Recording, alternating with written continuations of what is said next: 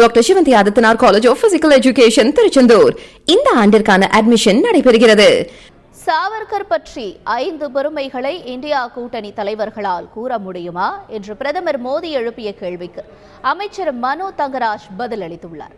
சாவர்கர் அந்தமான் சிறையில் அடைபட்ட போது நம்மை அடிமைப்படுத்திய ஆங்கிலேயரிடம் நான் உங்கள் சேவகன் என்று கூறி மன்னிப்பு கடிதம் எழுதி விடுதலை பெற்றவர் என்றும் ஆங்கிலேய அரசிடமிருந்து ஓய்வூதியம் பெற்றவர் என்றும் அமைச்சர் மனோ தங்கராஜ் சமூக வலைதளத்தில் பதிவிட்டுள்ளார். சாவர்கர் மத வெறுப்பையும் ஆரிய இனவெறியையும் மக்கள் மத்தியில் பரப்புவதையே கொள்கையாக கொண்டவர் என்றும் அந்தமான் சிறையில் இந்துக்களும் இஸ்லாமியர்களும் ஒரே லட்சியத்திற்காக அடைக்கப்பட்டிருந்த போது இஸ்லாமியர்களின் தொழுகை நேரத்தில் சங்கநாதம் எழுப்புங்கள் என்று அப்பாவி இந்துக்களை தூண்டிவிட்டு வெறுப்புணர்வை விதைத்தவர் என்றும் அப்பதிவில் அமைச்சர் மனோ தங்கராஜ் குறிப்பிட்டுள்ளார்.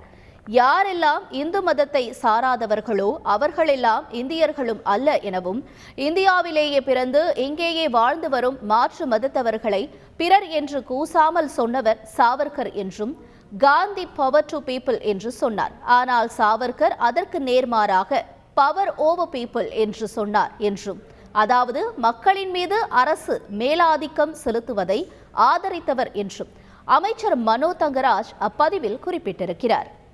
Doctor Sivanthi Adithanar college of physical education Tiruchendur admission என்கொயரிக்கு கீழே உள்ள லிங்கை கிளிக் செய்யவும்.